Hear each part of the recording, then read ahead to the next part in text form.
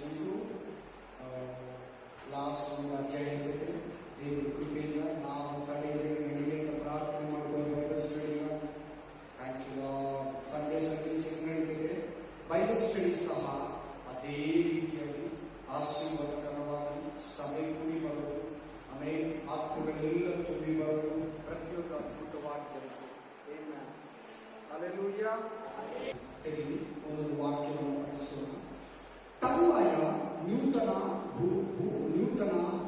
ಆಕಾಶ ಮಂಡಲವನ್ನು, ನೂತನ ಭೂಮಂಡಲವನ್ನು ಕಂಡೆ. ಯೋಹಾನ ಹೇಳ್ತಾರೆ ದರ್ಶನದಲ್ಲಿ 2000 ವರ್ಷಕ್ಕೆ ಪದೋಸ್ ದ್ವೀಪದಲ್ಲಿ ಯೋಹಾನನು 4ನೇ ಶಿಷ್ಯನಾದಂಥ ಯೇಸು ಕ್ರಿಸ್ತನ 4ನೇ ಶಿಷ್ಯನಾದಂಥ ಯೋಹಾನ ಹೇಳ್ತಾ ಇದ್ದಾನೆ, ನಾನು ದರ್ಶನದಲ್ಲಿ ಪದೋಸ್ ದ್ವೀಪದಲ್ಲಿ ದರ್ಶನವನ್ನು ನೋಡುವಾಗ ಪರಲೋಕದಲ್ಲಿ ನನಗೆ ದೇವರು ಇನ್ನು ಏನನ್ನ ತೋರಿಸ್ಬಿಟ್ರಂದ್ರೆ ನೂತನ ಭೂಮಂಡಲವನ್ನು, ನೂತನ ಆಕಾಶವನ್ನು ನೋಡಬಹುದು. ಅಂದ್ರೆ ಈಗಿರೋ ಭೂಮಂಡಲ ಆಕಾಶವನ್ನ ಇವೆರಡು ಬಿಟ್ಟು, ಅಂದ್ರೆ ಇದರ ಅರ್ಥ ಈಗಿರೋ ಭೂಮಿ ಆಕಾಶ ಎಲ್ಲಿ ತನಕ ಇರ್ತದೆ ಪಾಸ್ಟರ್ ಅಂತ ನೀವು ಮನಸ್ಸಲ್ಲಿ ಬರ್ಕೊಂಡು, ಎಲ್ಲಿ ತನಕ ಅಂದ್ರೆ ಇವತ್ತು ಸಭೆ ಎಂತಂದ್ರೆ 7 ವರ್ಷ ಉಪದ್ರವ ಕಾಲ ಬರ್ತದೆ. ಉಪದ್ರವ ಕಾಲ ಆದ್ಮೇಲೆ ಅರ್ಮೆಗದೊಂದು ಯುದ್ಧ ನಡೀತದೆ. ಅರ್ಮೆಗದೊಂದು ಯುದ್ಧ ಆದ್ಮೇಲೆ 1000 ವರ್ಷ ಆಳ್ವಿಕೆ ಈ ಭೂಮಿಯಲ್ಲಿ ಯೇಸು ಕ್ರಿಸ್ತನು ಮಾಡ್ತಾನೆ. ಅದು ತೀರಿದ ಮೇಲೆ ನೂತನ ಭೂಮಿ, ನೂತನ ಆಕಾಶ, ಹೊಸ ಎರಿಸಲೇ ನಮಗೆ ಸಿಗ್ತದೆ. ಈಗಿರೋ ಭೂಮಿ ಆಕಾಶ ಎಲ್ಲಿ ತನಕ ಅಂದ್ರೆ 1000 ವರ್ಷ ಆಳ್ವಿಕೆಗಳು ಮಾತ್ರ. ಬನ್ನಿ 2ನೇ ವಚನ ಕೊಟ್ಟೋಣ. ಮೊದಲಿದ್ದ ಆಕಾಶ ಮಂಡಲವು, ಮೊದಲಿದ್ದ ಭೂಮಂಡಲವು ಇಲ್ಲದೆ ಹೋದವು. ಅಲ್ಲೇ ಸಿಗುತ್ತೆ ನೋಡಿ. ಈಗಿರೋ ಭೂಮಿ, ಈಗಿರೋ ಆಕಾಶ, ಇವಾಗ ಸಭೆ ಎತ್ತಲ್ಪಟ್ರೆ ಇನ್ನ 1007 ವರ್ಷ ಇರ್ತದೆ. ಎಷ್ಟು ವರ್ಷ? ಎಲ್ಲರೂ ಮಾತಾಡ್ಬೇಕು, ಚೆನ್ನಾಗಿ ಚುರುಕಾಗಿರ್ಬೇಕು. ಇಷ್ಟು ದಿನ ನೀನು ನಾನು ಕೂಡ ವೀಕ್ ಆಗಿದೆ. ಇನ್ಮೇಲೆ ದೇವರಲ್ಲಿ ನಾವು ಫಲವಾಗಿರ್ಬೇಕು. ಪ್ರಾರ್ಥನೆಯಲ್ಲಿ, ವಾಕ್ಯದಲ್ಲಿ, ಕೃಪೆಯಲ್ಲಿ, ರಕ್ಷಣೆಯಲ್ಲಿ, ನಂಬಿಕೆಯಲ್ಲಿ, ನಿರೀಕ್ಷೆಯಲ್ಲಿ, ಪ್ರೀತಿಯಲ್ಲಿ, ಜ್ಞಾನದಲ್ಲಿ, ಪ್ರಾರ್ಥನೆ ಮಾಡೋದ್ರಲ್ಲಿ, ಆಮೇಲೆ ಎಲ್ಲರಲ್ಲಿ ಫಸ್ಟ್ ಮಗಿನಿಂದ ಮಗಿನಿಗೆ, ಕೃಪೆಯಿಂದ ಅಧಿಕ ಕೃಪೆ, ದೇವರ ಭೂಲೋಕದಿಂದ ಪರಲೋಕದ ಕಡೆಗೆ, ಕತ್ತಲಿಂದ ಬೆಳಕಿನ ಕಡೆಗೆ, ಪಾಪದಿಂದ ಪರಿಶುದ್ಧತೆ ಕಡೆಗೆ ನಾವು ಮುನ್ನುತ್ತಾ ಹೋಗ್ಬೇಕಿದೆ. ನೋಡೋಣ, ನಿರ್ಧಾರ ಮಾಡ್ಕೊಳ್ಳಿ ಪ್ರತಿಯೊಬ್ಬರು ಕೂಡ. ಇಲ್ಲಿ ತನಕ ನಾನು ಟೈಮ್ ವೇಸ್ಟ್ ಮಾಡ್ಬಿಟ್ಟೆ, ಇಲ್ಲಿ ತನಕ ನಾನು ತುಂಬಾ ಲೋಕದಲ್ಲಿ, ಮನುಷ್ಯರಲ್ಲಿ ನಾನು ಬೆಂತು ಹೋದ ಮೇಲೆ ದೇವರ ಜೊತೆ ನಡೀತೀನಿ. ಆಮೇಲೆ ಇಲ್ಲಿ ವಾಕ್ಯ ಹೇಳ್ತದೆ, ಮೇಲೆ ಈ ಹಳೆ ಭೂಮಿ, ಹಳೆ ಆಕಾಶ ಇರಲ್ಲ, ಅದು ಇಲ್ಲದೆ ಹೋಗ್ಬಿಡ್ತದೆ. ಇನ್ನು ಸಮುದ್ರವೂ ಇಲ್ಲ. ಈಗ ಯಾಕೆ ಸಮುದ್ರ ಇದೆ? ಅದು ನಮಗೋಸ್ಕರ, ಮನುಷ್ಯರಿಗಾಗಿ, ಮಾನವರಿಗಾಗಿ. ಸಮುದ್ರದ ಲಾಭ ನಿಮ್ಗೆಲ್ಲರಿಗೂ ಗೊತ್ತು.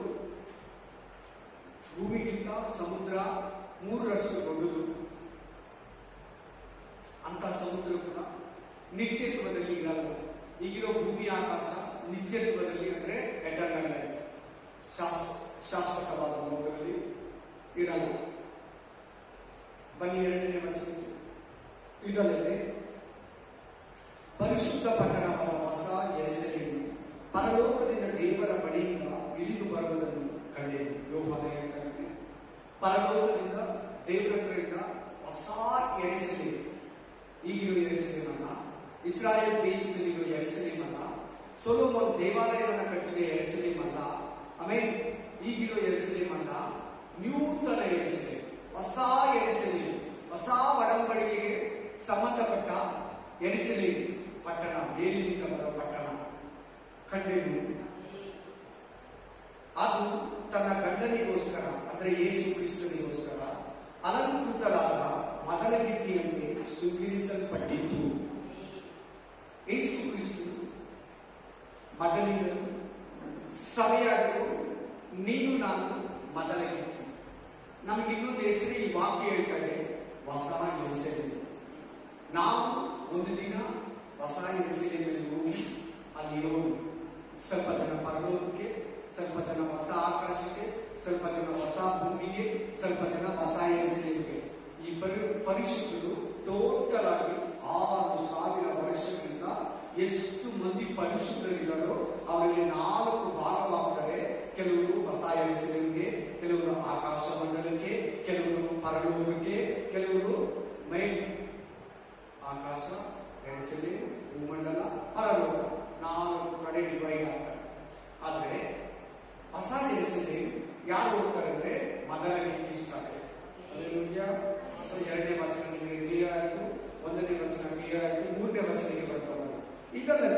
ಸಿಂಹಾಸನಗಳಿಂದ ಬಂದ ಮಹಾಶಬ್ದವು ನನಗೆ ಕೇಳಿಸಿತು.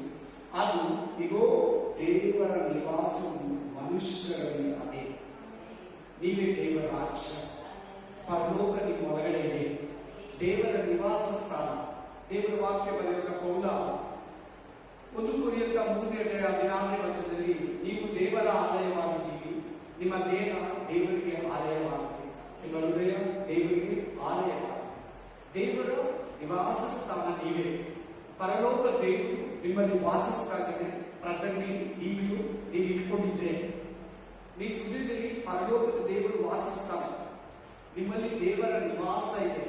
ಪರಲೋಕ ರಾಜ್ಯ ಇಡೀ ಪರಲೋಕ ನೀವು. ಆಮೇಲೆ ಈ ಎಷ್ಟು ಭಯ ಪಡಬೇಕು ನೋಡಿ, ನೀನು ಎಷ್ಟು ದೇವರಿಗೆ ಒಳಗಾಗಿರ್ಬೇಕು ನೋಡಿ, ಎಷ್ಟು ದೇವರಿಗೆ ನೀನು. ಎಸ್ ಬನ್ನಿ 3ನೇ ವಚನ. ಇಗೋ ದೇವರ ನಿವಾಸ ಸ್ಥಾನ ಮನುಷ್ಯರಲ್ಲೇ. ದೇವರ ರಾಜ್ಯ, ದೇವರ ವಾಸಸ್ಥಾನ ನಿನ್ನ ಹೃದಯ, ನಿನ್ನ ದೇಹ. ಎಷ್ಟು ಶುದ್ಧವಾಗಿ ಇಟ್ಕೋಬೇಕು ನೋಡಿ ನೀವು, ಎಷ್ಟು ಕ್ಲೀನ್ ಆಗಿ ಇಟ್ಕೋಬೇಕು ನೋಡಿ ನೀವು. ಹೊಸ ಒಡಂಬಡಿಕೆ ಹೇಳ್ತಾರೆ ಬ್ರದರ್, ಹಳೆ ಒಡಂಬಡಿಕೆಯವರು ಹಾಗಾದ್ರೆ ಪಾಪಿಗಳ ಅಲ್ಲ, ಅವರು ಕೂಡ ಅದನ್ನೇ ಹೇಳಿದ್ದಾರೆ. ದೇವ್ರು ನೋಡಿ ಹಳೆ ಒಡಂಬಡಿಕೆ ಒಂದು ವಾಕ್ಯ ಕೊಡ್ತೀನಿ.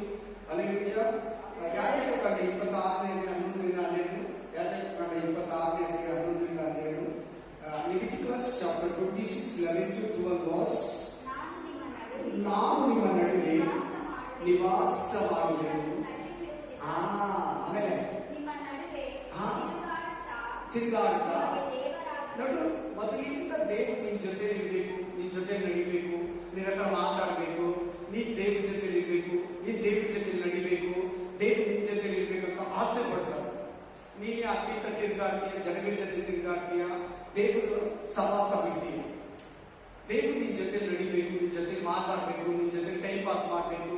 ನೀನ್ 24 hours ಪ್ರೇ ಮಾಡು, ದೇವ್ರ ಮಾತು ಬೇಜಾರೇ ಆಗಲ್ಲ. 24 hours ಏಸು ಅನ್ನೋ ಆದ್ರೂ ಬೇಜಾರೇ ಆಗಲ್ಲ. ಏನ್ ಇಷ್ಟೊತ್ತು ಕರಿತೀಯಾ, ಇಷ್ಟೊತ್ತು ಪ್ರೇಯರ್ ಮಾಡ್ತೀಯಾ, ಇಷ್ಟೊತ್ತು ಬೈಬಲ್ ಓದ್ತೀಯಾ, ಇಷ್ಟೊತ್ತು ಸ್ತೋತ್ರ ಮಾಡ್ತೀಯಾ, ಇಷ್ಟೊತ್ತು ಸ್ತುತಿ ಮಾಡ್ತೀಯಾ ಅನ್ನೋದೇ ಇಲ್ಲ.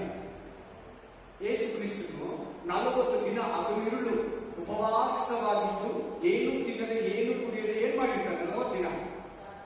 ದೇವರನ್ನ ಮಾತಾಡಿರೋದ 24 hours 40 ದಿನ ದೇವರ ಹತ್ರ ಮಾತಾಡಿದ್ದು ಸೇವೆಯನ್ನು ಮಾಡಿಲ್ಲ, ಜನಗಳ ಹತ್ರ ಮಾತಾಡಿಲ್ಲ, ಮನೆಯ ಹತ್ರ ಮಾತಾಡಿಲ್ಲ, ದೇವರ ಹತ್ರ ಮಾತಾಡೋದು. ಉಪವಾಸದ ದೇವರ ಜೊತೆ ಮಾತಾಡೋದು.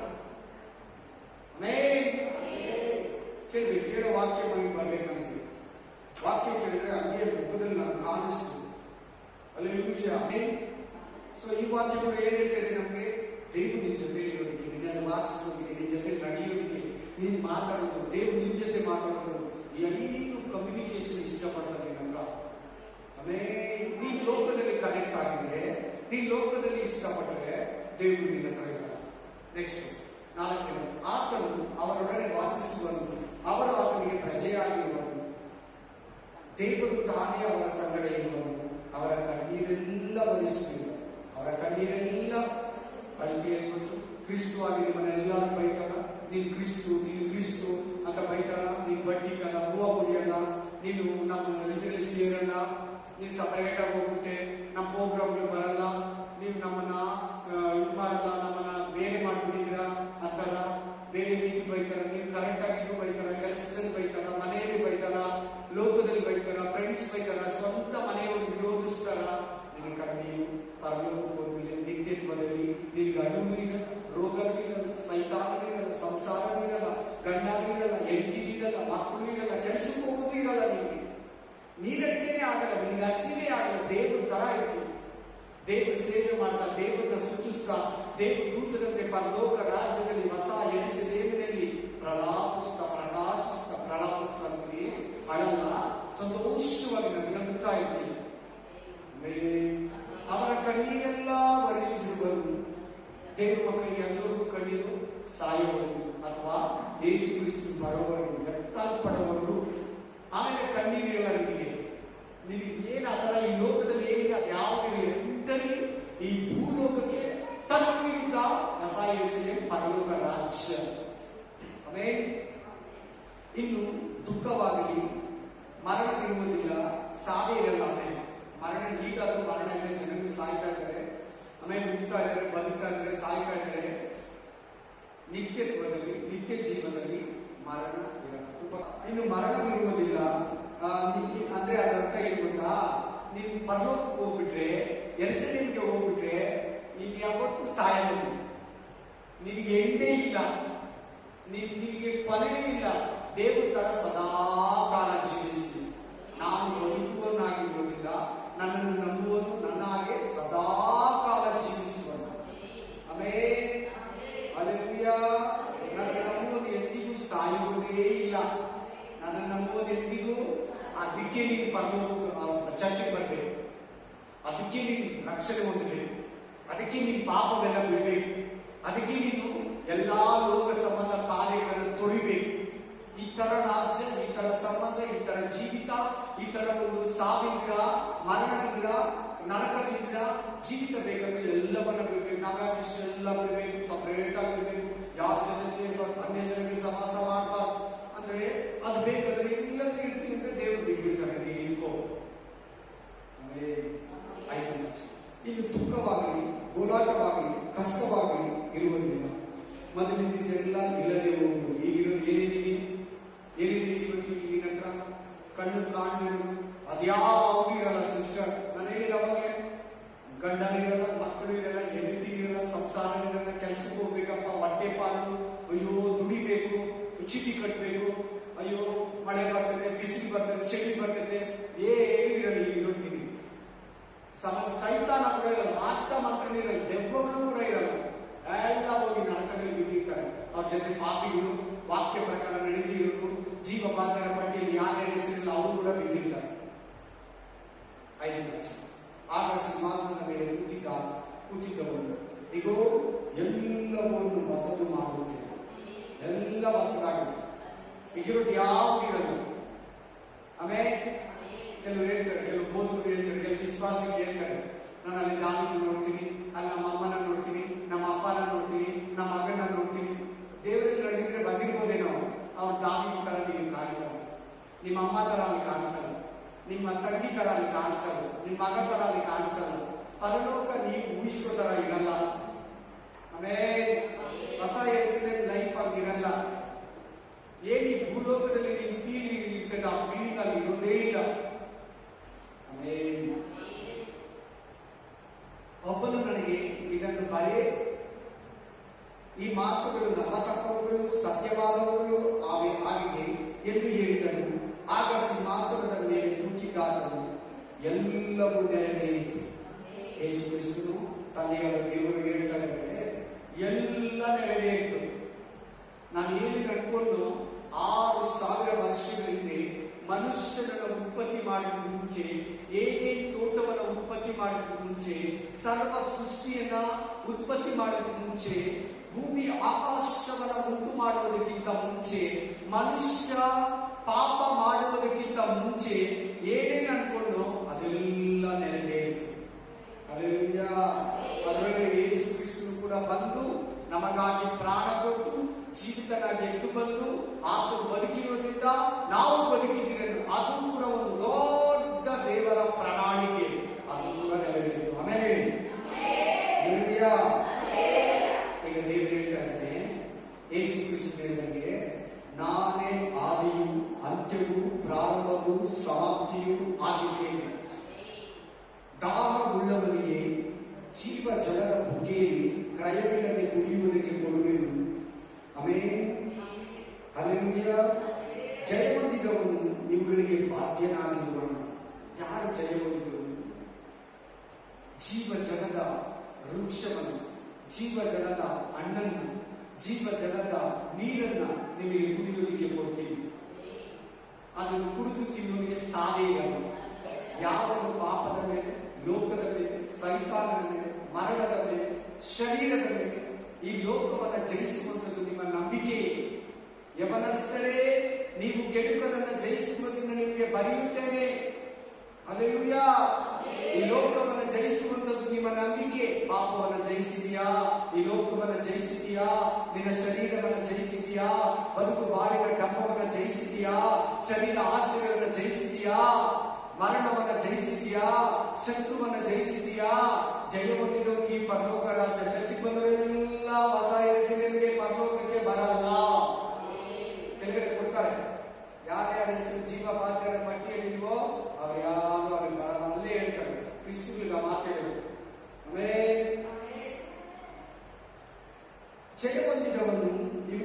ಬಾಧ್ಯನಾಗುವನು, ನಾನು ಅವನಿಗೆ ದೇವರಾಗಿರುವೆನು, ಅವನು ನನಗೆ ಮಗನಾಗಿರುವನು. ಆದರೆ ಏಡಿಗಳು, ಯಾರ್ಯಾರು ದೇವ್ರ ಮಕ್ಕಳಲ್ಲಿ ಯಾರ್ಯಾರು ಭಯ ಪಡೋರಾಗಿದ್ರು, ದೇವ್ರ ಮಕ್ಕಳು ಭಯ ಪಡಬಾರ್ದು. ಎರಡನೇದು, ನಂಬಿಕೆ ಇಲ್ಲದವರು ದೇವರಿಗೆ ಬರ್ತಾರೆ, ಚರ್ಚಿಗೆ ಬರ್ತಾರೆ, ನಂಬಿಕೆನೇ ಇಲ್ಲ. ಪರಲೋಕ ಇದೆ ಅಂದ್ರೆ ನಂಬಿಕೆನೇ ಇಲ್ಲ. ನರಕ ಯಾರು ನೋಡಿದ್ದಾರೆ, ಅದು ಕೂಡ ಒಂದು ದೊಡ್ಡ ಅಪನಂಬಿಕೆ. ಅದೆರಡು ದೇವ್ರು ಕೊಡ್ತಾನ ಕೊಡಲ್ವಾ, ಪ್ರೇಯರ್ ಕೇಳ್ತಾನ ಕೇಳಲ್ವಾ, ಇವ್ರು ಯಾರು ಪರಲೋಕ ಬರಲ್ಲ. ಮೂರನೇದು, ಯಾರು ಬರಲ್ಲ ದೇವ್ರ ಮಕ್ಕಳಾಗಿ? ಮೂರನೇದು, ಅಸಹ್ಯವಾದದಲ್ಲಿ ಸೇರಿದವರು. ದೇವ್ರ ಮಕ್ಕಳಾಗಿ ಅಸಹ್ಯವಾದದಲ್ಲಿ ವಿಗ್ರಹ ಆರಾಧನೆ ಅದರಲ್ಲಿ ಒಂದು ವಿಗ್ರಹ ಆರಾಧನೆ ಎಲ್ಲ ನೀವೇ ತಿಳ್ಕೊಳ್ಳಿ. ಅಸಹ್ಯವಾದದಲ್ಲಿ ಸೇರಿದವರು ಪರಲೋಕ ಬರಲ್ಲ ದೇವ್ರ ಮಕ್ಕಳಿಗೆ. ಮೂರನೇದು, ದೇವ್ರ ಮಕ್ಕಳಾಗಿ ಕೊಲೆ ಮಾಡೋರು, ಜಾಗೃತ ಮಾಡೋರು, ಮಾಟ ಮಂತ್ರ ಓದೋರು ಮಾಡೋರು, ಮಾಡಿಸ್ಕೊಳ್ಳೋರು, ವಿಗ್ರಹ ಆರಾಧನೆ ಮಾಡೋರು, ಎಲ್ಲಾ ಸುಳ್ಳುಗಾರರು ದೇವ್ರ ಮಕ್ಕಳಾಗಿ ಇವರಿಗೆ ಸಿಕ್ಕುವ ಪಾಲು ಬೆಂಕಿ ಗಂಧಕಗಳು ಇರುವ ಕೆರೆಯೇ. Hallelujah, amen. ಎರಡನೆಯ ಮರಣವು ಎಂದು ನನಗೆ ಹೇಳಿದನು. ಯಾರು? ಸಿಂಹಾಸನದ ಕಡೆಯಿಂದ ಬಂದಂತ ಧ್ವನಿ, ಸಿಂಹಾಸನದ ಮೇಲೆ ಕೂತಿದ್ದ ಆತನು. ಎರಡನೆಯ ಮರಣ ನರಕ, ಬೆಂಕಿ ಗಂಧಕಗಳಾಗಿ. ಚೆನ್ನಾಗಿ ಕೇಳು, ಗಮನ ಕೊಟ್ಟು ಕೇಳು. ಚರ್ಚಿಗೆ ಬಂದು ನನಗೆ ನೀನೇ, ನಿನ್ನ ಆತ್ಮಕ್ಕೆ ನೀನೇ ವಂಚಿಸ್ಕೋಬೇಡ, ನಿನಗೆ ನೀನೇ ಮೋಸ ಹೋಗಬೇಡ. ಚೆನ್ನಾಗಿ ಕೇಳು, ಗಮನ ಕೊಟ್ಟು ಕೇಳು, ಮನಸ್ಸು ಕೊಟ್ಟು ಕೇಳು.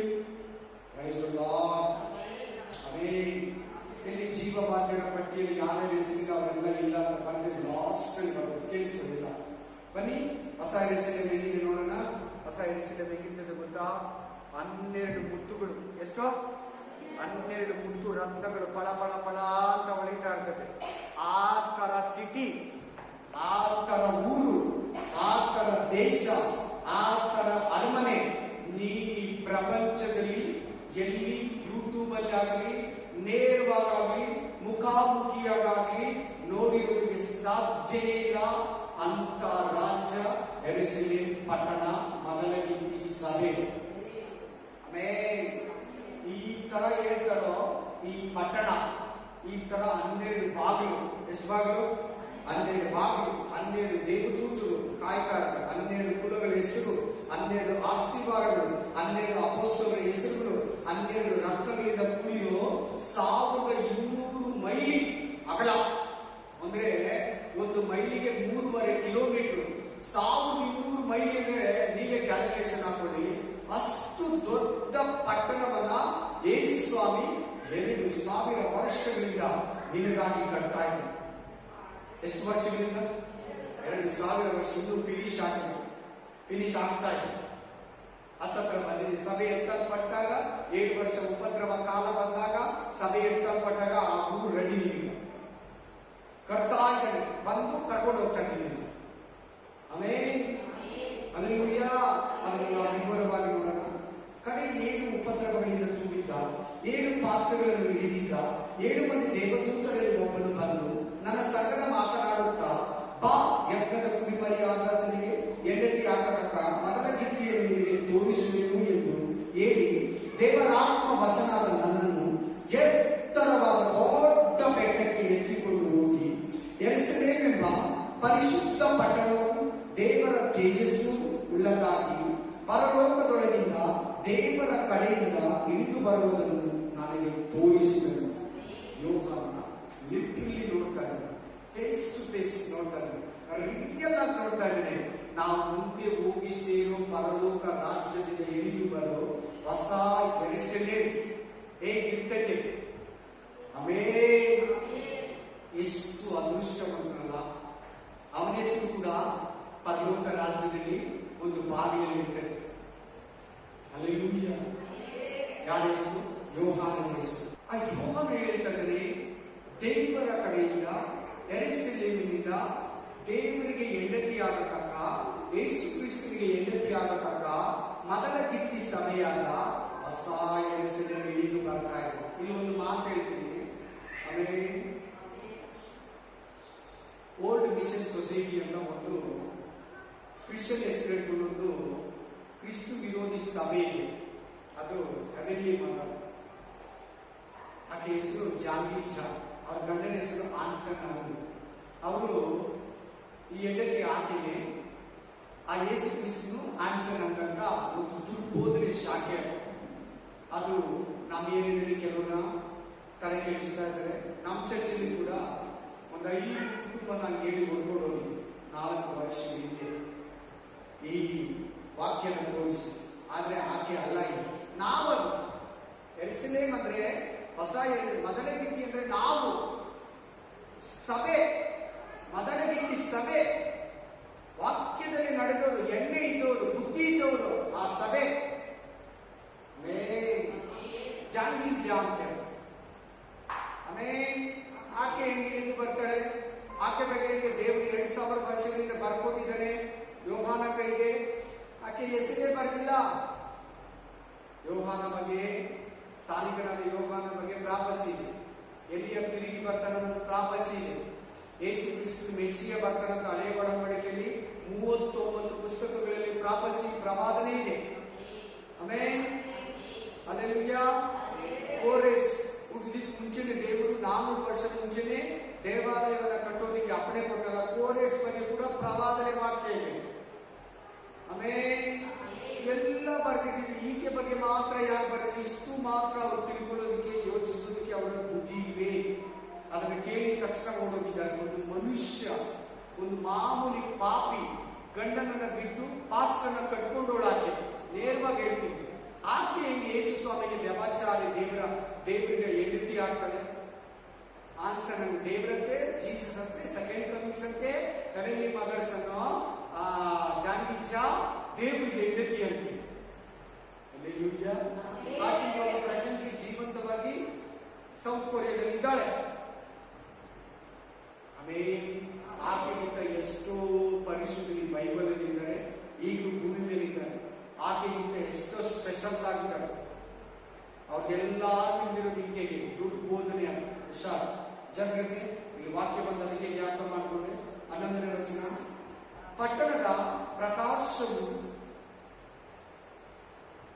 ಅಮೂಲ್ಯ ರತ್ನ ಪ್ರಕಾಶಕ್ಕೆ ಸಮಾನವಾಗಿದ್ದು ತಳತಳಿಸುವ ವಜ್ರವೋ ಎಂಬಂತೆ ಕಾಣಿಸಿತು. ಎಲ್ಲಿದ್ದು ಡೈಮಂಡ್ ಹೆಂಗ್ ನೋಡಿದ್ರೆ ದೂರದಿಂದ ಡೈಮಂಡ್ ವಜ್ರ ಹಂಗೆ ಪಳ ಪಳ ಪಳ ಪಳ ಪಳ ಅಂತ ತಿರುಗ್ತಾ ಇರ್ತದೆ, ಶೈನಿಂಗ್. ಆಮೇಲೆ ಈ ನಡೆ ಒಂದು ಲೈಟ್ ಬಂದಿದೆ, ನೋಡಿದ್ದೀರಾ? ಅದು ಅಂಗಡಿಯಲ್ಲಿ ಹಾಕಿರ್ತಾರೆ, ರೋಡಲ್ಲೆಲ್ಲ ತಿರುಗ್ತಾ ಇರ್ತದೆ, ಸುಮಾರು ಲೈಟ್ ನೋಡಿರ್ತಾರೆ, ಎಲ್ಲರೂ ನೋಡಿ. ಆಮೇಲೆ ಅದು ನೈಟಲ್ಲಿ ಮಾತ್ರ ಕಾಣಿಸ್ತದೆ. ವಜ್ರ ಎಲ್ಲಿದ್ರು ಕೂಡ ಇದು ತಿರುಗ್ತಾ ಇರ್ತದೆ. ಆಮೇಲೆ ಹಲ್ಲೆಲೂಯಾ. ಈ ಪಟ್ಟಣ ಈ ಲೋಕದ ವಜ್ರ ಗಿಜ್ರ ಮುತ್ತು ವೈಡೂರ್ಯ ಡೈಮಂಡ್ ಇದೆಲ್ಲ ಸಮಾನ. ಇದು ಬಹಳ ಅಮೂಲ್ಯವಾದ ರತ್ನಗಳಿಂದ ಕೂಡಿರುವ ಪಟ್ಟಣ. ಆಮೇಲೆ ಅದಕ್ಕೆ ಇದಕ್ಕೆ ಸಮಾನ ಮಾಡಂಗೇ ಇಲ್ಲ. ಎಂತಹ ಒಂದು ರಾಜ್ಯವನ್ನು, ಪಟ್ಟಣವನ್ನು ದೇವರು ನಿನಗಾಗಿ ಇಟ್ಕೊಳ್ಳೋದು ಕರೆದಿದ್ದಾರೆ ನೋಡಿ. ಇಂಥ ದೇವರ ರಾಜ್ಯವನ್ನ, ಇಂಥ ಹೊಸ ಎರಿಸಲೇಮನ್ನ ನೀನು ಬೇಡ ಬೇಡ. ಆಮೇಲೆ ಎಷ್ಟೋ ನೀನು ಬಂದು ಬಳಗ, ನಿನ್ನ ನೆರೆ ಬರೆಯವರಿಗೆ ಇಲ್ಲಿರೋ ಒಂದು ಅಮೂಲ್ಯವಾದ ಒಂದು ಪದವಿ, ಅಮೂಲ್ಯವಾದ ಒಂದು ರಾಜ್ಯ, ಅಮೂಲ್ಯವಾದ ಒಂದು ನಿತ್ಯ ಜೀವ ಆತ ನಿನ್ನ ಕೊಡೋದಿಕ್ಕೆ ಎಷ್ಟೋ ಆಸೆಯಿಂದ ಅಕ್ಕರೆಯಿಂದ ವೇಟ್ ಮಾಡ್ತಾ ಇದ್ದಾನೆ, ಪ್ಲಾನ್ ಮಾಡಿದ್ದಾನೆ. ನಿನ್ನನ್ನು ಕರೆದಿದ್ದಾನೆ, ಆರಿಸಿಕೊಂಡಿದ್ದಾನೆ, ನಿನ್ನನ್ನು ತೊಳೆದಿದ್ದಾನೆ, ನಿನ್ನನ್ನ ಆತ ಮುಂದೆ ನಿಲ್ಲಿಸಿಕೊಂಡಿದ್ದಾನೆ. ಅದನ್ನ ಕೊಡಬೇಕಂತ. ಹಲ್ಲೆಲೂಯಾ. ಆ ಪಟ್ಟಣಕ್ಕೆ ಎತ್ತರವಾದ ದೊಡ್ಡ ಪ್ರಕಾರವಿದ್ದು ಅದಕ್ಕೆ ಎಷ್ಟು ಎಂತ ಪ್ರಕಾರ, ದೊಡ್ಡ ಕಾಂಪೌಂಡ್. ಈ ತರ ಕಾಂಪೌಂಡ್ ಎಲ್ಲಿ ಇರಲ್ಲ. ಸದಾಂ ಹುಸೇನ್ ಸತ್ತೋದ್ನಲ್ಲ, ಅವನು ಅವ್ರ ಮನೆಗೆ ಅವನು ಟೆರರಿಸ್ಟ್ ಬೇಕಾಗಿತ್ತು. 7 ಕಾಂಪೌಂಡ್ಗಳು ಕಟ್ಟಿದ್ದಂತೆ ಅವ್ರ ಮನೆಗೆ. ಎಷ್ಟು ಕಾಂಪೌಂಡ್? 7 ಕಾಂಪೌಂಡ್ ಬೇರೆ ಬೇರೆ ಸೈಜ್. 7 ಕಾಂಪೌಂಡ್ ಕೂಡ ಸೈಜ್ ಬೇರೆ ಬೇರೆ. ಹಲ್ಲೆಲೂಯಾ. ಯಾರ ಬಂದ್ರೆ ಕೂಡ ಬೇಗ ತಪ್ಪಿಸ್ಕೊಂಡು ಹೋಗಕ್ಕಾಗಲ್ಲ. ಯಾರನ್ನ ಒಳಗಡೆ ನುಗ್ಗಿದ್ರೆ ಕೂಡ ಟಕ್ಕಂತ ಅವ್ರನ್ನ ಬಂದು ಬೇಗ ಕೊಲ್ಲಕ್ಕಾಗಲ್ಲ. ಆ ತರ 7 ತರ ಕಾಂಪೌಂಡ್. ಎಲ್ಲರೂ ಕಾಂಪೌಂಡ್ ಒಂದು ಕಟ್ಟಿರ್ತಾರೆ, 2 ಕಟ್ಟಿರ್ತಾರೆ, ಲಾಸ್ಟ್ ಅಷ್ಟೇ ಅಲ್ವಾ? 7 ಕಾಂಪೌಂಡ್ ಸಣ್ಣದಲ್ಲಿ ಅವರ ಮನೆ. ಈ ಒಂದು ಪ್ರಾಕಾರ ಎತ್ತರ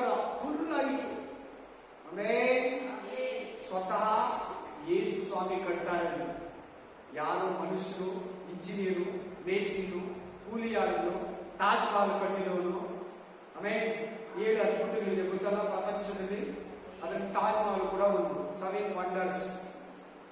ಆಮೇಲೆ ಗ್ರೇಟ್ ಚೈನಾ ವಾಲ್, ಅದು ಕೂಡ 7 ಅದ್ಭುತಗಳಲ್ಲಿ ಒಂದು. ಆಮೇಲೆ ಅವುಗಳೆಲ್ಲ ಕಟ್ಟಿದ್ ನೋಡಿ, ಅದು 7 ಅದ್ಭುತಗಳು ಪ್ರಪಂಚದಲ್ಲಿ 7 ವಂಡರ್ಸ್. ಹಲ್ಲೆಲೂಯಾ. ಈ ಪಟ್ಟಣ, ಈ ಗೋಡೆ ಬಹಳ ಅದ್ಭುತವಾದ, ಯಾರು ಕಟ್ಟಕ್ಕೆ ಆಗಲ್ಲ ಪ್ರಪಂಚದಲ್ಲಿ, ಭೂಮಿಯಲ್ಲಿ ಯಾವ ಇಂಜಿನಿಯರ್, ಯಾವ ಮೇಸ್ತ್ರಿ, ಯಾವ ಆಳಿನ ಕಟ್ಟಕ್ಕೆ ಆಗಲ್ಲ. ನೋಡಿ ನೀವು ಎಷ್ಟು ಅದೃಷ್ಟವಂತರು, ಭಾಗ್ಯಶಾಲಿಗಳು. ಆಮೇಲೆ ಹಲ್ಲೆಲೂಯಾ. ಅದಕ್ಕೆ 12 ಬಾಗಿಲುಗಳಿದ್ದವು. ಆ ಬಾಗಿಲುಗಳ ಬಳಿಯಲ್ಲಿ 12 ಮಂದಿ ದೇವದೂತರಿದ್ದರು. ಹಲ್ಲೆಲೂಯಾ. ಅವುಗಳ ಮೇಲೆ ಇಸ್ರಾಯೇಲರ 12 ಕುಲಗಳ ಹೆಸರುಗಳು ಬರೆದಿದ್ದವು. ಏನು? ಇಸ್ರಾಯೇಲ್, ಜೆಬುಲೂನ್, ಯೂದ, ಆಮೇಲೆ ಆಶೇರ, ಆಮೇಲೆ ಈ 12 ಕುಲಗಳಿದೆಲ್ಲ 12 ಕುಲಗಳ ಹೆಸರು. ಏಸೋಪ, ಆಮೇಲೆ ಎಬ್ರಾಹಿಂ, 12 ಕುಲಗಳ ಹೆಸರು ಇಸ್ರಾಯೇಲ್ ಪಟ್ಟಣದ ಮೇಲೆ, ಆ ರಾಜ್ಯದ ಮೇಲೆ, ಹೊಸ ಹೆಸರಿನ ಮೇಲೆ ಇತ್ತು. ಆಮೇಲೆ 13ನೇ ವಚನ ಬರೆದಿದ್ದವು. ಪೂರ್ವ ದಿಕ್ಕಿನಲ್ಲಿ 3 ಬಾಗಿಲು, ಉತ್ತರ ದಿಕ್ಕಿನಲ್ಲಿ 3 ಬಾಗಿಲು, ದಕ್ಷಿಣ ದಿಕ್ಕಿನಲ್ಲಿ 3 ಬಾಗಿಲು, ಪಶ್ಚಿಮ ದಿಕ್ಕಿನಲ್ಲಿ 3 ಬಾಗಿಲು, ಈಸ್ಟ್, ವೆಸ್ಟ್, ಸೌತ್, ನಾರ್ತ್, 3 ಬಾಗಿಲು. ಈ ತರ ಸಿಟಿ ಎಲ್ಲಾನ ನೋಡಿದ್ದೀರಾ? ಆಮೇಲೆ ಈ ತರ ಸಿಟಿ ಎಲ್ಲಾನ ನೋಡಿದ್ದೀರಾ? ನೋಡಿರೋದಕ್ಕೆ ಸಾಧ್ಯವೇ ಇಲ್ಲ. ಇದು ಹೇಗಿದೆ ಗೊತ್ತಾ? ಸ್ಕ್ವಯರ್ ಆಗಿದೆ. ಏನಂತಾರೆ ಕನ್ನಡದಲ್ಲಿ? ಅದು ಚಚ್ಚೌಕ. ಕರೆಕ್ಟ್. ತ್ರಿಭುಜ ಅಂದ್ರೆ 3. ಆಮೇಲೆ ಚಚ್ಚೌಕವಾಗಿ 4 ಕಡೆ, 4 ಕಡೆನೂ 3 ಬಾಗಿಲಿದೆ. 12 ಬಾಗಿಲು, 12 ಕುಲ, 12 ದೇವದೂತರು, 12 ಆಶೀರ್ವಾದ. Praise the Lord. ಹಲ್ಲೆಲೂಯಾ. ಆ ಪಟ್ಟಣದ ಪ್ರಾಕಾರಕ್ಕೆ 12 ಆಶೀರ್ವಾದಗಳಿದ್ದವು. ಎಷ್ಟು ಆಶೀರ್ವಾದ? 12 ಫೌಂಡೇಶನ್. ಆಮೇಲೆ 12 ಫೌಂಡೇಶನ್. ತುಂಬಾ ಆಸೆ ಇದೆ ಬೈಬಲಲ್ಲಿ. ಅದರಲ್ಲಿ ಪ್ರಕಟಣೆ ಗ್ರಂಥದಲ್ಲಿ ನೇರವಾಗಿ ಬರೆದಿರೋದು. ಬಹಳ ಸೀಕ್ರೆಟ್ ಇದೆ. ತುಂಬಾ ಒಂದು ಅದ್ಭುತವಾದ ಗ್ರಂಥ ಬೈಬಲ್.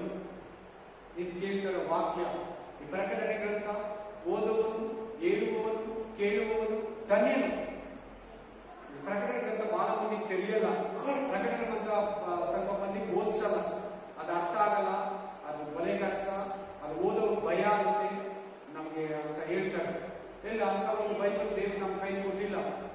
Hallelujah, hallelujah. ಅವುಗಳ ಮೇಲೆ 14ನೇ ವಚನ.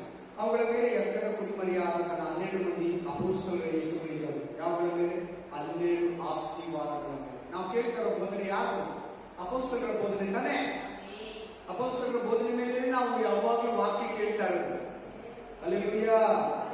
12 ಮಂದಿ ಅಪೊಸ್ತಲರು ಯಾರು? ಪೇತ್ರ, ಯೋಹಾನ, ಯೂದ ಬಿಟ್ಟು. ಯಾರು ಬಿಟ್ಟು? ಯೂದ. ಯೂದನ ಜಾಗದಲ್ಲಿ ಪೌಲ ಇದ್ದಾನೆ. ಈ 12 ಮಂದಿ ಹೆಸರು ಪರಲೋಕ ರಾಜ್ಯದಲ್ಲಿ ಹೊಸ ಯೆರೂಸಲೇಮಿನಲ್ಲಿ ಇದೆ. ಅದರಲ್ಲಿ ಪೌಲ ಕೂಡ ಒಬ್ಬ. 12 ಮಂದಿ ಪೇತ್ರನು ಸೇರಿ, ಯೋಹಾನನು ಸೇರಿ, ಆಂದ್ರೆಯ ಸೇರಿ, ಫಿಲಿಪ್ಪ ಸೇರಿ 12 ಮಂದಿ ಹೆಸರುಗಳು ಅಲ್ಲಿದೆ. ಎಷ್ಟು ಲಕ್ಕಿ ನೋಡ್ರ, ಎಷ್ಟು ಅದೃಷ್ಟ ನೋಡ್ರ. ಅವ್ರ ಜೊತೆ ಬಯಸ್ಕೊಂಡ್ರಲ್ಲ, ಅವ್ರ 12 ಜನ ಓಡಿಸ್ಕೊಂಡ್ರಲ್ಲ. ಅವ್ರ 12 ಜನ ಎಷ್ಟೋ ಉಲ್ಟಾ ಶಿಲ್ಬೆ ಓಡಿಸ್ಕೊಂಡ್ರು. ಅವರು ಪೇತ್ರ, ಅವ್ರ ತಮ್ಮ ಆಂಡ್ರು ತುಂಬಾ ಶಿಕ್ಷೆಯನ್ನ, ತುಂಬಾ ಹಿಂಸೆಯನ್ನ ಓದಿದ್ರು. ಯೇಸು ಕ್ರಿಸ್ತ ಹೋದ್ಮೇಲೆ ಅವ್ರ ಮರಣನೇ ತುಂಬಾ ಭಯಂಕರ. ಆಮೇಲೆ ಯೇಸು ಆಮೇಲೆ ಹೆಂಗ್ ಶಿಕ್ಷಿಸಿದ್ರು ಹಂಗೆ ಶಿಕ್ಷಿಸಿದ್ರು. ಅವನು ಅವ್ರ ಚರ್ಮನ ಸುರಿದು ಫುಲ್ ಸ್ಕಿನ್ನೇ, ಕೋಳಿಗೆ ಹೆಂಗೆ ಸ್ಕಿನ್ ಔಟ್ ಮಾಡ್ತಾರೆ ಹಂಗ ಔಟ್ ಮಾಡಿದ್ರು ಆಂಡ್ರೂಗೆ. ಹಲ್ಲೆಲೂಯಾ. ಅವನ ಹೆಸರು ಎಲ್ಲಿದೆ? ಪರಲೋಕ ರಾಜ್ಯದಲ್ಲಿದೆ. ಬಿಳಿ ಸಿಂಹಾಸನದಲ್ಲಿ ಆ ಕಡೆ 6, ಈ ಕಡೆ 6, 12 ಸಿಂಹಾಸನಗಳ ಮೇಲೆ ಇವರು 12 ಜನ ಕುತ್ಕೊಂಡು ಇಸ್ರಾಯೇಲಿಗೆ ನ್ಯಾಯ ತೀರ್ಪನ್ನ ಮಾಡ್ತಾರೆ. ಆಮೇಲೆ ನೀವು ಈ ಲೋಕಕ್ಕೆ ನ್ಯಾಯ ತೀರಿಸ.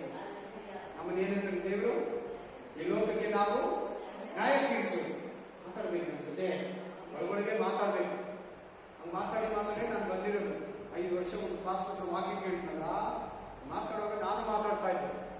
ಕೇಳಿದ್ಕೆಲ್ಲ ಆನ್ಸರ್ ಕೊಡ್ತಾ ಇದ್ದೆ ನಾನು. ಯಾರು ಕೊಡ್ತೀನಿ, ಇರ್ಲಿ, ತಪ್ಪಾಗ್ಲಿ, ಸರಿ ಇಲ್ದಿರ್ಲಿ ಹೇಳ್ತಾನೆ ಇರ್ತಾರೆ. ಸ್ಕೂಲಲ್ಲಿ ಅಷ್ಟೇ, science teacher, maths teacher, Kannada teacher, social teacher, ಏನೇನ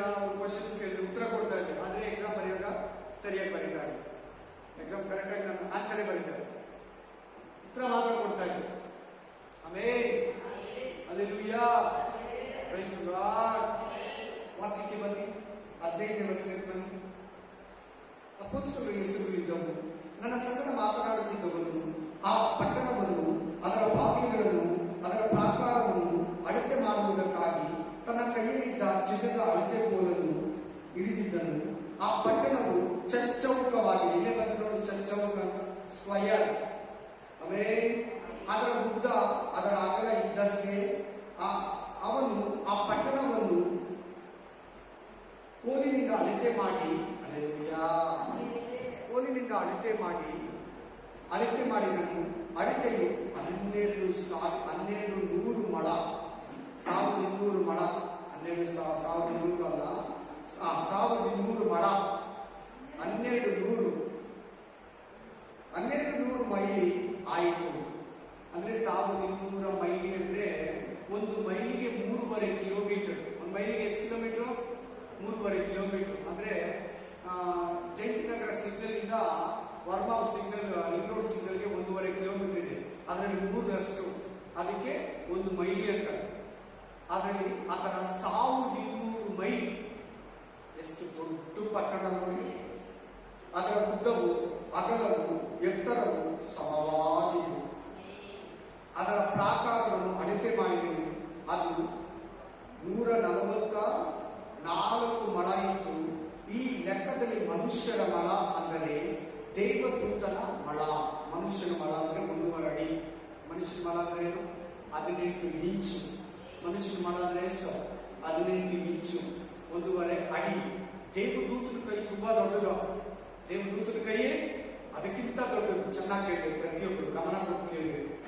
ಬೈಬಲ್ ಸ್ಟಡಿ ನೀವು ತಗೊಂಡ್ರೆ ದೇವರು ಯಾರಂತ ಚೆನ್ನಾಗಿ ಮಾಡ್ತಾರೆ. ನೀವು ಪ್ರೇಯರ್ ಮಾಡಾಕ, ಯಾರನ್ನ ಹೇಳೋದಕ್ಕೆ ಚೆನ್ನಾಗಿ ಬೈಬಲ್ ಸ್ಟಡಿ ಅಟೆಂಡ್ ಮಾಡಿ. ಸಂಡೇ ಸರ್ವಿಸ್ ಬಂದವರ ಬಗ್ಗೆ ಹೇಳಕ್ಕಾಗಲ್ಲ.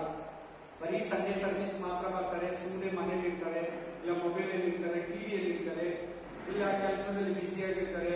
ಅಷ್ಟೊಂದು ದೇವರಲ್ಲಿ ಬೆಳೆಯೋದಕ್ಕೆ ಆಗಲ್ಲ. ಬೈಬಲ್ ಸ್ಟಡಿ ಬಂದವರು ಚೆನ್ನಾಗಿ ಬೆಳೀತಾರೆ. ದೇವರಲ್ಲಿ ಚೆನ್ನಾಗಿ ಬೈಬಲ್ನ ತಿಳ್ಕೊಂತಾರೆ. ಅವ್ರು ಬೈಬಲ್ ಚೆನ್ನಾಗಿ ತಿಳ್ಕೊಂಡಿದ್ದಾರೆ ಅಂದ್ರೆ ದೇವ್ರನ್ನ ಚೆನ್ನಾಗಿ ತಿಳ್ಕೊಂತಾರೆ, ಸೈತಾನ ತಿಳ್ಕೊಂತಾರೆ, ಲೋಕನ ತಿಳ್ಕೊಂತಾರೆ, ಸೃಷ್ಟಿಯನ್ನ ತಿಳ್ಕೊಂತಾರೆ, ದೇವರ ಚಿತ್ತನ ತಿಳ್ಕೊಂತಾರೆ, ದೇವ್ರನ್ನ ಹೆಂಗ ಆರಾಧಿಸುವುದು ಎಲ್ಲ ಕಲ್ತ್ಕೊಂತಾರೆ. ಅದೇ ವಚನ. ಆ ಪ್ರಕಾರವು ಸೂರ್ಯಕಾಂತ ಶಿಲೆಯಿಂದ ಕಟ್ಟಲ್ಪಟ್ಟಿತ್ತು. ಆ ಪಟ್ಟಣವು ಶುದ್ಧ ಗಾಜಿನಂತಿರುವ ಸೂಸಿದ ಬಂಗಾರವೇ ಪಟ್ಟಣದ ಪ್ರಾಕಾರದ ಆಸ್ತಿವಾರಗಳು. ಸಕಲ ವಿಧವಾದ ರತ್ನಗಳಿಂದ ಅಲಂಕೃತವಾಗಿದ್ದವು. ಇಂಥ ಬಿಳಿ, ಇಂಥ ಮನೆ ಅಮೆರಿಕದಲ್ಲಿಲ್ಲ, ಸ್ವಿಟ್ಜರ್ಲ್ಯಾಂಡಲ್ಲಿಲ್ಲ, ಯಾವ ಭಾರತದಲ್ಲಿಲ್ಲ, ಯಾವ UK ಮಹಾರಾಣಿಗಳಲ್ಲ, ವಿಕ್ಟೋರಿಯಾ ರಾಣಿ, ಅವರು ಕೂಡ ಇಂಥ ಒಂದು ಅರಮನೆಯನ್ನು ಕಟ್ಟಿರೋದಕ್ಕೆ ಸಾಧ್ಯನೇ ಇಲ್ಲ. ಈ ಯೆರೂಸಲೇಮ್ ತರ.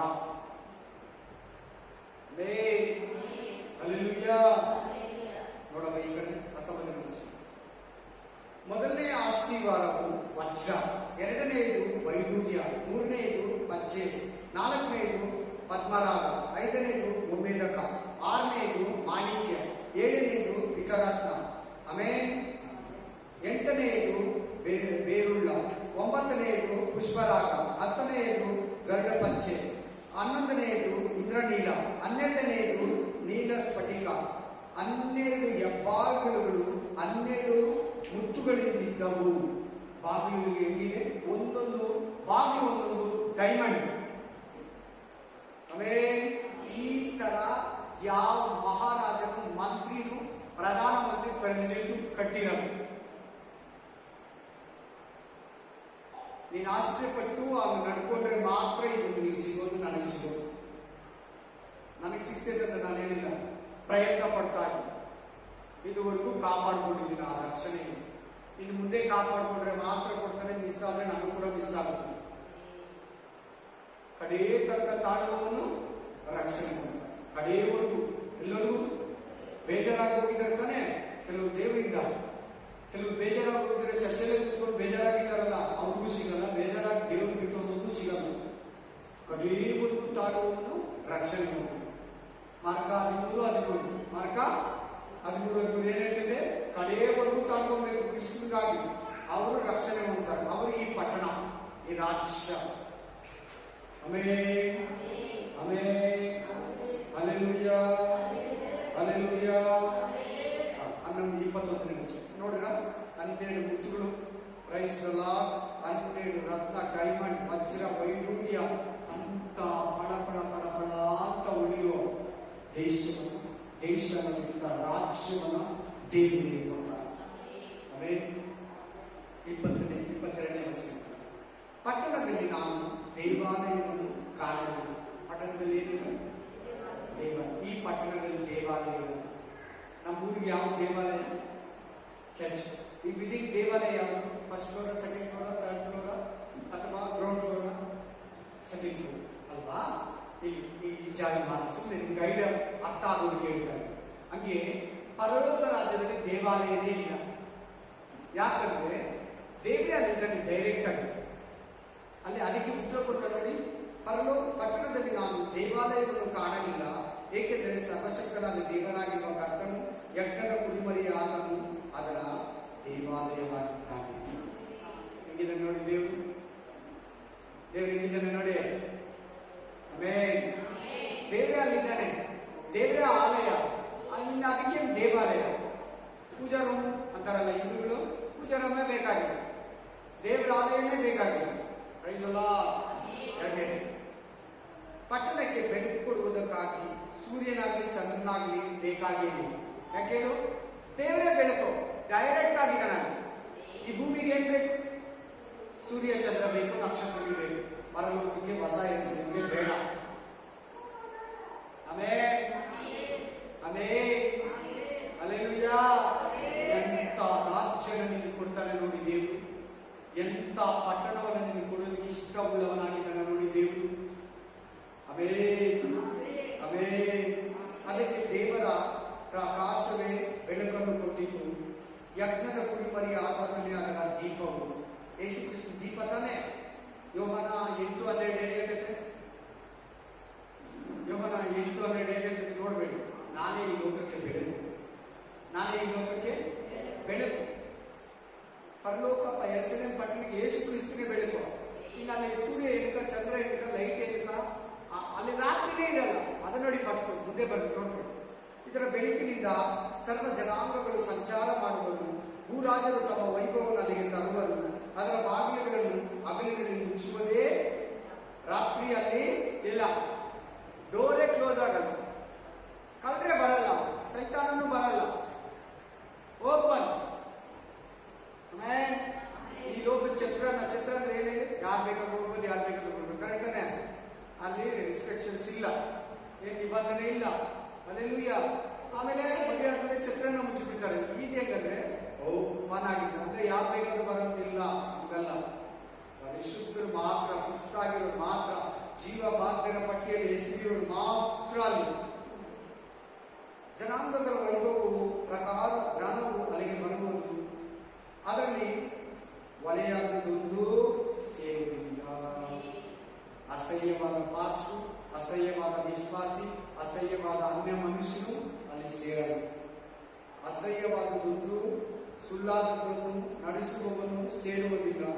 ಯಜ್ಞದ ಕುರಿಮರಿ ಆತನ ಜೀವ ಬಾಧ್ಯರ ಪಟ್ಟಿಯಲ್ಲಿ ಯಾರ್ಯಾರ ಹೆಸರುಗಳು ಬರೆದಿದೆಯೋ ಅವರು ಮಾತ್ರ ಸೇರಿದರು. ಓದುವಾರ ಬೈಬಲ್ ಸ್ಟಡಿಯಲ್ಲಿ ಯಾರ್ಯಾರ ಜೀವ ಬಾಧ್ಯರ ಪಟ್ಟಿಯಲ್ಲಿ ಅವರ ಹೆಸರಿಲ್ಲ, ಅವ್ರು ಸೇರಲ್ಲ.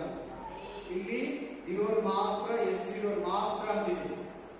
ಎಲ್ಲಿದೆ ನೋಡಿ, ಓದುವಾರ ಜೀವ ಬಾಧ್ಯರ ಪಟ್ಟಿಯಲ್ಲಿ ಯಾರ್ಯಾರ ಹೆಸರಿಲ್ಲ ಅವ್ರು ಹೋಗಲ್ಲ ಅಂತ ಎಲ್ಲಿ ಹೇಳಿ? ಓದುವರ ಬೈಬಲ್ ಸ್ಟಡಿ ವಾಕ್ಯ ಕೇಳ್ತಾರೆ. ಎಲ್ಲಿ ಹೇಳಿ? ಓದುವರ 20ನೇ ತಗೊಳ್ಳಿ. ಎಷ್ಟನೇ ವರ್ಷ? ಕರೆಕ್ಟ್, 15. ಯಾವನ ಹೆಸರು ಜೀವಬಾಧ್ಯರ ಪಟ್ಟಿಯಲ್ಲಿ ಬರೆದದ್ದಾಗಿ ಕಾಣಲಿಲ್ಲವೋ ಅವನು ಬೆಂಕಿಯ ಕೆಳಗೆ. ಎಸ್, ಇಲ್ಲೇನ್ ಹೇಳ್ತಂದ್ರೆ ಜೀವಬಾಧ್ಯರ ಪಟ್ಟಿಯಲ್ಲಿ ಯಾರ ಹೆಸರಿಗೆ ಅವರು ಮಾತ್ರ. ಅನ್ಯ ಜನಗಳ ಹೆಸರು ಜೀವಬಾಧ್ಯರ ಪಟ್ಟಿಯಲ್ಲಿ ಬಂದಿರ್ತದ? ಎಲ್ಲಾರು ಹೇಳ್ತಾರೆ. ಅನ್ಯ ಜನರ ಹೆಸರು ಜೀವಬಾಧ್ಯರ ಪಟ್ಟಿಯಲ್ಲಿ ಹೆಸರು ಇರ್ತದ? ಇರಲ್ವಾ? ಈಗಲ್ಲ. ಅವ್ರ ಪಾಪದಲ್ಲೇ ಸಾಯ್ತಾರೆ, ಪಾಪದಲ್ಲೇ ಹೋಗ್ತಾರೆ, ನರಕಕ್ಕೆ ಪಾತಾಳಕ್ಕೆ ಹೋಗಿ ಅಲ್ಲಿಂದ ಡೈರೆಕ್ಟ್ ಆಗಿ ನರಕಕ್ಕೆ ಹೋಗ್ತಾರೆ. ಬಿಡಿ ಸಿಂಹ ಸಿಂಹಾಸನ ಹತ್ರ ಬರ್ತಾರೆ, ನೀನ್ ನನ್ನ ನಂಬಲಿಲ್ಲ, ನೀನ್ ನನ್ನನ್ನ ವಿಶ್ವಾಸಿಸಿಲ್ಲ, ನರಕ ಮಗನೇ ಅಂತ ಕಳಿಸ್ಕೊಡ್ತಾರೆ ಯೇಸು. ಜೀವ ಬಾಧ್ಯರ ಪಟ್ಟಿಯಲ್ಲಿ ಯಾವ ಹೆಸರು ದೇವರು ಮಕ್ಕಳಾಗಿ ಅವ್ರು ನಡೀಲಿ, ಅವ್ರ ಹೆಸರು ಎರೇಜ್ ಆಗಿದೆ. ಏನಾಗಿರ್ತದೆ? ನಾನು ಇಷ್ಟೆಲ್ಲ ಇದೆ ನಿಮ್ಗೆ ಹೇಳ್ತೀನಿ, ನಾನು ಸಾಕ್ಷಿ ಹೇಳಿಲ್ಲ, ನಿಮ್ಗೆ ನನಗೆ ಒಳ್ಳೇದು ಅನ್ಸಿದ್ರೆ ಈ ಬ್ರದರ್ ಹೋಗ್ತಾರೆ, ಈ ಪಾಸ್ಟರ್ ಹೋಗ್ತಾರಂತ, ಈ ವಿಶ್ವಾಸ ಹೋಗ್ತಾರಂತ, ನೀವು ಯಾರನ್ನೋ ನನ್ನನ್ನು ನಿಮ್ಮನ್ನ ಯಾರೋ ಅನ್ಕೊಳ್ತಾರೆ. ಆಮೇಲೆ ನಾನು ಹುಡುಗನು, ಮೋಸಗಾರನು, ವಂಚಕನು, ಲಂಚ ತಗೊಂಡು ಹೋಗ್ತೀನಿ. ಮೊದಲೆಲ್ಲ ಒಳ್ಳೆ ಹೆಸರು ಇತ್ತಲ್ಲ ನನಗೆ, ಚರ್ಚೆಗೆ ಒಳ್ಳೆ ಹೆಸರು, ಹೊರಗಡೆ ಒಳ್ಳೆ ಹೆಸರು, ಆಮೇಲೆ ಲಾಸ್ಟ್ ಹುಡುಗನು ಮೋಸಗಾರ ಆಗ್ಬಿಟ್ಟೆ. ಇನ್ನೊಂದು ಹೆಂಡತಿ ಇಟ್ಕೊಂಡ್ಬಿಟ್ಟು, ಹುಡುಗಿ ಇಟ್ಕೊಂಡ್ಬಿಟ್ಟು ಅದೇ ಹೋಗ್ತೀನಿ. ಹೋಗಲ್ಲ, ನನ್ನ ಹೆಸರೇನಾಗುತ್ತೆ ಅವಾಗ? ಆ ಜೀವಬಾಧರ ಪಟ್ಟಿಯಲ್ಲಿ ಅದು ಸಿಗುತ್ತದೆ. ಆಮೇಲೆ ಬನ್ನಿ 21:22 ಬನ್ನಿ. ಆಮೇಲೆ ಅವನು ಸ್ಫಟಿಕದಂತೆ ಪ್ರಕಾಶಮಾನವಾಗಿದ್ದ ಜೀವ ಜಲದ ನದಿಯನ್ನು ನನಗೆ ತೋರಿಸಿದನು. ಇದು ಯಾರಂದ್ರೆ ಪರಿಶುದ್ಧ. ಇದು ಯಾರಂದ್ರೆ ಮೂವರು ಬಂದ್ಬಿಟ್ಟು ನೋಡಿ ವಾಕ್ಯದಲ್ಲಿ, ತಂದೆ, ಮಗ, ಪರಿಶುದ್ಧಾತ್ಮ, ಮೂವರು ಇದ್ದಾರೆ. ಅಂದ್ರೆ ಯೇಸು ಕ್ರಿಸ್ತನು ನಿತ್ಯತ್ವದಲ್ಲಿ ಇರ್ತಾನೆ, ತಂದೆಯಾದ ದೇವರು ನಿತ್ಯತ್ವದಲ್ಲಿ ಇರ್ತಾನೆ, ಪರಿಶುದ್ಧಾತ್ಮ ನಿತ್ಯಾತ್ಮನು ಕೂಡ ನಿತ್ಯತ್ವದಲ್ಲಿ, ನಿತ್ಯ ಜೀವದಲ್ಲಿ ಇರ್ತಾನೆ. ಪಟ್ಟಣದ ಬೀದಿಯ ಮಧ್ಯದಲ್ಲಿ ಹರಿಯುತ್ತಿತ್ತು. ಆ ನದಿಯ ಉಭಯ ಪಾರ್ಶ್ವಗಳಲ್ಲಿ ಜೀವ ಜಲ ಬಿತ್ತು. ಅದು ತಿಂಗಳಿಗೆ ಫಲವನ್ನು ಫಲಿಸುತ್ತಾ 12 ತರದ ಫಲಗಳನ್ನು ಕೊಡುತ್ತಿತ್ತು. ಆ ಮರದ ಎಲೆಗಳು ಜನಾಂಗದವರನ್ನು ವಾಸಿ ಮಾಡುವುದಕ್ಕೆ ಪ್ರಯೋಜನವಾಗಿದೆ. ನೋಡ್ತಾ ಈ ತರ ಮರ ಎಲ್ಲ ನೋಡಿದ್ದೀರ? ಸುಮ್ಮನೆ ಯೂಟ್ಯೂಬ್ ಅಲ್ಲಿ ಹಾಕಿರ್ತಾರೆ, ಏನಾಗಿರ್ತಾರೆ, ಪಪ್ಪಾಯಿ ಗಿಡದಲ್ಲಿ ಕಲಂಗಡಿ ಹಣ್ಣು ನೋಡಿದಿರಲ್ಲ, ಆಮೇಲೆ ತೆಂಗಿನ ಗಿಡದಲ್ಲಿ ಬಾಳೆ ಹಣ್ಣು ನೋಡಿದ್ರೆ ಯೂಟ್ಯೂಬ್ ಅಲ್ಲಿ ಮೂರು ತರ ಹಣ್ಣುಗಳು, ನೆಕ್ಸ್ಟ್ 12 ತರ ಹಣ್ಣುಗಳು ತೋರಿಸಿದ್ರೆ. ಯಾಕಂದ್ರೆ ಇಲ್ಲಿ ವಾಕ್ಯ ಇಲ್ಲ, ಸೈತನ ಮಾಡ್ತಾರೆ. ಆಮೇಲೆ ಆಯಾ ಗಿಡದಲ್ಲಿ ಅದೇ ಹಣ್ಣೆ ಬರುತ್ತೆ. ಈ ಗಿಡ 12 ತರ ಹಣ್ಣು, 12 ತಿಂಗಳು ಬೇರೆ ಬೇರೆ ಹಣ್ಣುಗಳು ಬಿಟ್ಟಿದ್ರೆ ಮರ ಒಂದೇ, ಜೀವ ಜನ ಇದೆ. ಆಮೇಲೆ 3ನೇ ವಚನ, ಇನ್ನು ಶಾಪಗ್ರಸ್ತವಾಗುವುದು ಒಂದು ಇರೋದಿಲ್ಲ. ಯಾಕೆ? ಶಾಪಗ್ರಸ್ತವಾಗಿರೋದೆಲ್ಲ ನರಕಕ್ಕೆ ಹೋಗಿರ್ತಾರೆ. ಎಲ್ಲೋಗಿರ್ತಾರೆ? 2ನೇ ಮಾರ್ಗಕ್ಕೆ ಹೋಗಿರ್ತಾರೆ, ಗಂಧಕ ಕೆರೆಗೆ ಹೋಗಿರ್ತಾರೆ. ಇನ್ನು ಶಾಪಗ್ರಸ್ತವಾಗುವುದು ಒಂದು ಇರುವುದಿಲ್ಲ. ಆ ಪಟ್ಟಣದಲ್ಲಿ ದೇವರ ಮತ್ತು ಯಜ್ಞದ ಕುರಿಮರಿ ಆತನ ಸಿಂಹಾಸನವಿರುವುದು. ಎಲ್ಲಿ? ಯೆರೂಸಲೇಮ್. ಎಲ್ಲರೂ ಹೇಳಿ, ಯೆರೂಸಲೇಮಿನಲ್ಲಿ ಯಾರ ಸಿಂಹಾಸನ ಇದೆ? ತಂದೆಯಾದ ದೇವರ ಯೇಸು ಕ್ರಿಸ್ತನ ಸಿಂಹಾಸನ ಇದೆ. ಆಮೇಲೆ ಯಜ್ಞದ ಕುರಿಮರಿ ಆತನ ಸಿಂಹಾಸನವಿರುವುದು. ಆತನ ದಾಸರು ಆತನಿಗೆ ಯಾಜಕ ಸೇವೆ ಮಾಡುವರು. ಅವನಿಗೆ ಆತನ ಮುಖದರ್ಶನವಾದ. ಯಾರು ಯಾಜಕರು? ನಾವೇ ರಾಜ್ಯ ವಂಶದವರಾಗಿ, ಯಾಜಕ ವರ್ಗದವರಾಗಿ ದೇವರು ನಮ್ಮನ್ನು ಆರಿಸಿಕೊಂಡಿರು. ನಾವ್ಯಾರು? ನಮ್ಮೆಲ್ಲಿಗೂ ಅಭಿಷೇಕ ಇರ್ತದ್ದು ಯಾಜಕ ವರ್ಗ ಅಭಿಷೇಕ, ರಾಜ್ಯ ವಂಶ ಅಭಿಷೇಕ ನಮ್ಮ ಮೇಲೆ. ಏನು ಅಭಿಷೇಕ? 2 ಅಭಿಷೇಕ ಇದೆ ನಮ್ಮ ಮೇಲೆ. ರಾಜ್ಯ ವಂಶ ಅಭಿಷೇಕ, ಯಾಜಕ ವರ್ಗ ಅಭಿಷೇಕ ನಮ್ಮ ಮೇಲೆ ಇರೋದು. ಇವರು ಅಂದ್ರೆ ನಾವು ಹೋದ್ರೆ ನಾವು ಅಂತ ಹೋಗ್ಬಿಡ್ತೀರ ಅನ್ಕೋಬೇಡಿ, ನಡ್ಕೋಬೇಕಾದ್ರ ಅಂತ ತಾರುಮಾರು ಬೋಧನೆ ನಾನು ಹೇಳಲ್ಲ, ಸಾರಿ. ನಮ್ಮ ಒಬ್ಬರು ಬೋಧಕರು ಹೇಳಿದ್ರು, ಈಗ ಏಸು ಬಂದ್ರೆ ನಾವು ಸಭೆನ ಹೋಗ್ಬಿಡ್ತೀವಿ, ಫ್ರೆಶ್ ಅಷ್ಟೇ ಹೆಂಗಾಗಿದೆ ಫಾಸ್ಟ್ ಹೇಳಿದ್ರೆ ಚರ್ಚ್ ದೇವರು ಬಂದ್ರೆ ಎಲ್ಲರೂ ಹೋಗ್ಬಿಡ್ತೀರ. ಆಮೇಲೆ ಹಾಗಿದ್ರೆ ನಾವು ಇಷ್ಟು ನಿಷ್ಠೆ ಭಯಭಕ್ತಿ ಏನ್ ಕಿರ್ಬೇಕಾಗುತ್ತೆ? ನಾನು ಮೊಬೈಲ್ ಕ್ರಿಕೆಟ್ ನೋಡ್ತಾ ಇದ್ದೆ, ಮೊದಲು ಗೇಮ್ ಆಡ್ತಾ ಇದ್ದೆ ಮೊಬೈಲಲ್ಲಿ. ಅಲ್ಲೆಲ್ಲ ಗೇಮ್ ಆಡ್ತಾ ಇದ್ದೆ, ಕೇಳಿಸ್ಕೊಂಡು ಎಲ್ಲರೂ ಯಾರು ಗೇಮ್ ಆಡ್ತೀರ? ಈಗ ಆಡಲ್ಲ, ಕೇಳಿಸ್ಕೊಂಡ ಎಲ್ಲರೂ ಕೇಳಿಸ್ಕೊಂಡು ಗೇಮ್ ಆಡೋರು ಕೇಳಿಸ್ಕೊಂಡು ಈಗ ಆಡಲ್ಲ. ಅಲ್ಲಿ ನಿಮಿಷ ಅದೇ ರೀತಿ ಇಲ್ಲ, ಹಂಗೆ ಸೈತಾನ ಹಂಗೆ ಅಭಿಷೇಕನ ಕಲಿತಿರೋದು ಕೇಳಿಸ್ಕೊಂಡ್ರೆ ಎಲ್ಲರೂ ಕೇಳಿಸ್ಕೊಂಡು ಕರೀತೀವಿ. ಅವರಿಗೆ ಇರಬೇಕಾ ವಾಕ್ಯ ಕೇಳಿದ್ರೆ ಬರ್ತಾವೆ. ಆಮೇಲೆ ಅಲ್ಲೆಲ್ಲೂಯ್ಯ ಇದನ್ನೆಲ್ಲ ಮೊಬೈಲ್ ಅಸಹ್ಯವಾದದ್ದು ನೋಡ್ತಾರೆ. ಇಂಟರ್ನೆಟ್ ಅಲ್ಲಿ 1998ರಲ್ಲಿ 99ರಲ್ಲಿ ಇವೆಲ್ಲ ಅವ್ರಿಗೆ ಎಷ್ಟು ವಯಸ್ಸು ನೋಡ್ಕೊಳ್ಳಿ, ಆವಾಗಲೇ ಕಂಪ್ಯೂಟರ್ ಕೆಟ್ಟದ್ದು ನೋಡ್ತಾ ಇದ್ದಾರೆ, ಅಸಹ್ಯವಾದ.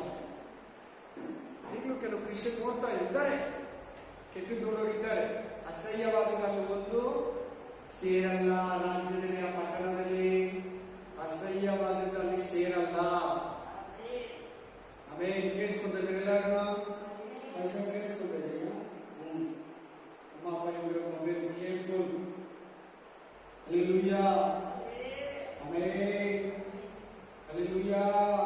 ಗೊತ್ತಲ್ಲ, ಒಂದ್ಸರಿ ಸ್ಟೂಡೆಂಟ್ 5ನೇ ಕ್ಲಾಸ್ 6ನೇ ಕ್ಲಾಸ್ ಅಲ್ಲಿ ಏನ್ ನೋಡಿ ಇಂಟರ್ನೆಟ್ ಸ್ಕೂಲಲ್ಲಿ ಜಾಗೃತಿ ಎಚ್ಚರ ಇದೆ, ಎಲ್ಲ ಗಮನ ಇದೆ. 5ನೇ ವಚನ ಬನ್ನಿ. ಇನ್ನು ರಾತ್ರಿ ಓದಿಲ್ಲ, ಇನ್ಮೇಲೆ ರಾತ್ರಿ ಅವರಿಗೆ ದೀಪದ ಬೆಳಕು, ಸೂರ್ಯನ ಬೆಳಕು ಬೇಕಾಗಿಲ್ಲ. ದೇವರಾದ ಕರ್ತನೇ ಅವರಿಗೆ ಬೆಳಕನ್ನು ಕೊಡುವನು. ಅವರು ಯುಗ ಯುಗಾಂತರಗಳಲ್ಲಿ ದೇವ ಜನರಿಗೆ ಹಾಡುವರು. ಹಾಡುವುದಂದ್ರೆ ನುಡಿ, ಆಳ್ವಿಕೆ ಅಂತ. ಎಂಥ ಒಂದು ಕೃಪೆ ನೋಡಿ, ಎಂಥ ಒಂದು ಘನತೆ ನೋಡಿ, ಎಂಥ ಒಂದು ಮಹಿಮೆ ನೋಡಿ. ದೇವರೇ ಅವರಿಗೆ ಬೆಳಕು, ಅವರಿಗೆ ಸಾವೇ ಇಲ್ಲ. ಲೈಫ್ ಲಾಂಗ್ ಮಿಸ್ಸಾಗಿ ನರಕಕ್ಕೆ ಹೋದ ಯಾವತ್ತು ಪರಲೋಕಕ್ಕೆ ಚಾನ್ಸ್ ಇರಲ್ಲ. ಇಲ್ಲಿ ಏನನ್ನ ಮಿಸ್ ಆದ್ರೆ ಪರಲೋಕಕ್ಕೆ ಹೋಗ್ತೀಯ. ನರಕದಲ್ಲಿ ಮಿಸ್ ಅನ್ನೋದು, ಪಾತಾಳದಲ್ಲಿ ಮಿಸ್ ಅನ್ನೋದು ಚಾನ್ಸ್ ಇಲ್ಲ. ಫಿಕ್ಸ್ ಅಲ್ಲ. ಏನು? ನರಕ, ನಿತ್ಯ ಯಾತನೆ. Thank you Jesus. ದೇವರೇ, ಪರಿಶುದ್ಧ ಸಭೆ ಎರಿಸಲೇಮನನ್ನು, ಮಗನ ಕಿತ್ತಿಯನ್ನು, ಮಗನಿಬ್ಬರನ್ನು ಪರಲೋಕದಲ್ಲಿ ಯಾವ ಸೇರಲ್ಲ, ಪರಲೋಕದಲ್ಲಿ ಯಾವ ಸೇರಲ್ಲ. ಹೊಸ ಎರಿಸಿದೆ ಹೇಗಿರ್ತದೆ, ಆ ಪಟ್ಟಣ ಎಂತದ್ದು ನಮಗೆ ಆಸೆ ಹುಟ್ಟಿಸಿದೆಯ. ಜೀವ ಬಾಧ್ಯರ ಪಟ್ಟಿಯನ್ನು ಕುರಿತು ಮಾತಾಡಿ, ಸೂರ್ಯ ಚಂದ್ರ ನಕ್ಷತ್ರಲ್ಲಿರಲ್ಲ, ರಾತ್ರಿಯಲ್ಲಿರಲ್ಲ, ಅಸಹ್ಯವಾದಲ್ಲಿರಲ್ಲ. ಯಜ್ಞದ ಕುರಿಮರಿಯಾದ ಕಥೆಯಾದ ದೇವರೇ ಆ ಪಟ್ಟಣಕ್ಕೆ ಬೆಳಕಾಗಿ ದೇವಾಲಯವಾಗಿದ್ದಾರೆ. ದೇವರೇ, ಈ ರಾಜ್ಯ, ಈ ಪಟ್ಟಣ, ಈ ವರ್ಷ ಎರಿಸಿದೆ ಸೇರಿಕೆ ನಮ್ಮನ್ನ ಪರಿಶುದ್ಧಗೊಳಿಸು, ಆಶೀರ್ವದಿಸು, ಬಲಪಡಿಸು. ಯೇಸುವಿನ ನಾಮದಲ್ಲಿ ನಾನು